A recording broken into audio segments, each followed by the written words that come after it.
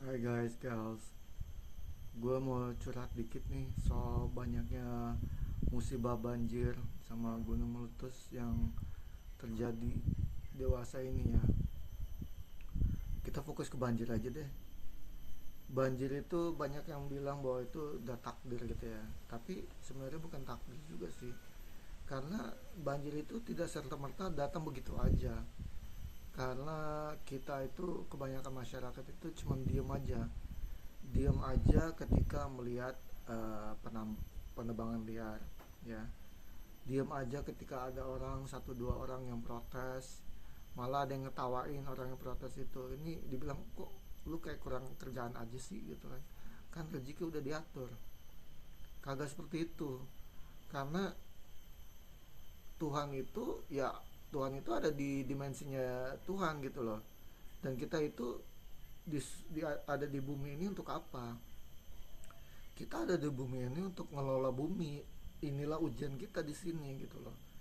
Kita tuh disuruh berbuat yang terbaik untuk diri sendiri dan orang lain dan bumi. Jadi agama itu ya bukan hanya untuk sholat, bukan hanya untuk ibadah di rumah ibadah, bukan hanya untuk haji, puasa dan lain sebagainya, bukan hanya untuk ngasih zakat atau amal gitu, atau sumbangan wajib gitu, bukan. Itu cuma kewajiban, tapi kita harus mewujudkan kehidupan yang terbaik buat diri sendiri dulu. Jadi gimana caranya, ya kita harus selaras lah dengan kehendak Tuhan gitu, kalau menurut gue ya. Karena kalau kita itu ya punya kekurangan satu nih, kita tuh nggak bisa nyambungin antara apa yang ada di kitab suci sama hadis sama perilaku sejarah para rasul dengan kehidupan kita sendiri. Kita tuh nggak tahu, kita tuh nggak ngerti bahwa kita pun menjalani hal yang sama gitu loh.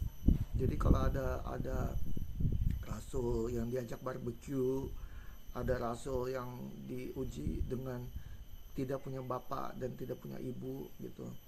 Terus ada rasul yang disembeli gitu ujiannya, atau dibuat meninggoy atau disiksa atau dihina. Itu semua contoh-contoh kehidupan di mana manusia tuh berusaha menegakkan kebenaran dalam kehidupannya sendiri dan lingkungannya, tetapi berhadapan dengan kekuatan-kekuatan yang menolak itu. Nah, kalau memang mengaku beragama, ya memang itulah ujiannya gitu. Jadi kalau kita misalkan kita ngelihat ada ketidakbenaran dalam diri sendiri, ya kita perbaiki dulu sebisa mungkin. Karena Tuhan tidak menuntut kesempurnaan. Tuhan itu minta niatnya itu kayak gimana dulu, niatnya tulus apa enggak. Habis itu Tuhan lah yang bantu, bukan karena kekuatan kita sendiri, bukan. Jadi kalau ada banjir itu kan karena kita diem, karena masyarakat diem gitu, biarin aja orang zalim. Ternyata berimbas kepada diri sendiri juga, walaupun kita nggak ngalamin sendiri apa yang terjadi di Aceh atau di Tapanuli. Kita secara psikologis juga merasakan ini bisa suatu waktu terjadi di kita gitu loh. Jadi kalau bisa ya, Tuhan itu udah kasih mulut, udah kasih mata, udah kasih telinga, udah kasih akal, udah kasih waktu. Apalagi kalau dikasih paket paket internet sama smartphone, itu berarti Tuhan itu ingin kita minimal membaca sebagai perintah pertama. Kita disuruh membaca untuk apa? Untuk kaya kaya ilmu dan keterampilan di sini.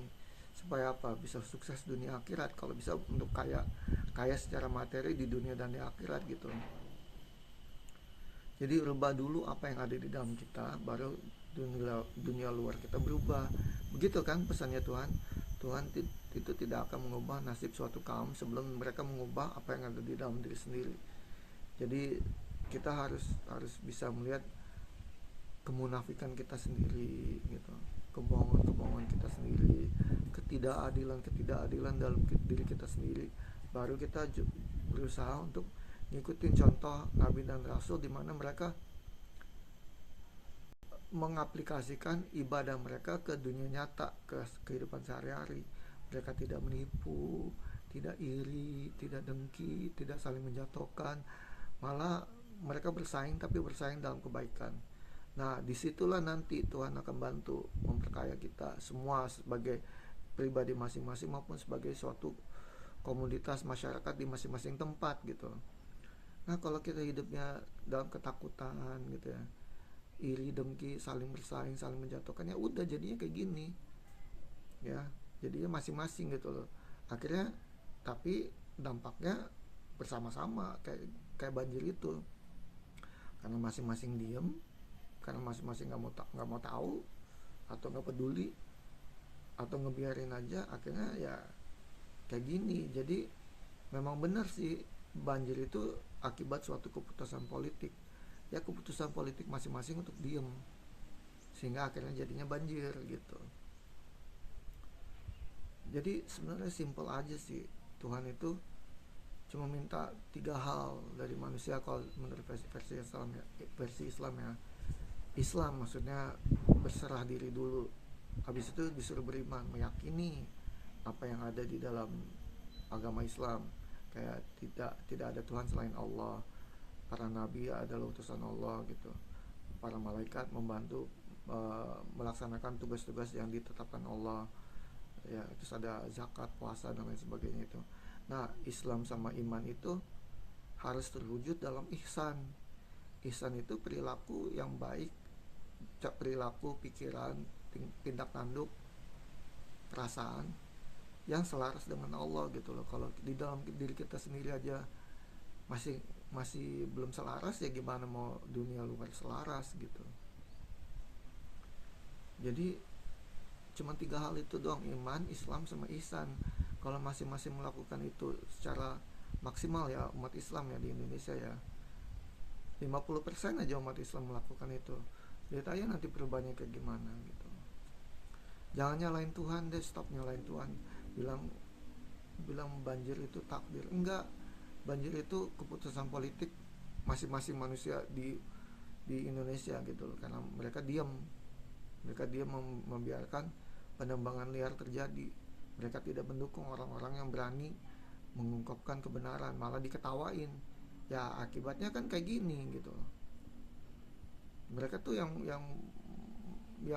hidup kaya raya di atas penderitaan orang sebanyak ini sekarang, yang mobil-mobil yang terdampar di sport center itu, yang di Tamiang ya, sport center itu, orang-orang yang meninggal di dalam mobil yang masih belum bisa dikeluarin itu siapa yang mau bertanggung jawab coba, ya kan? Sedih nggak sih?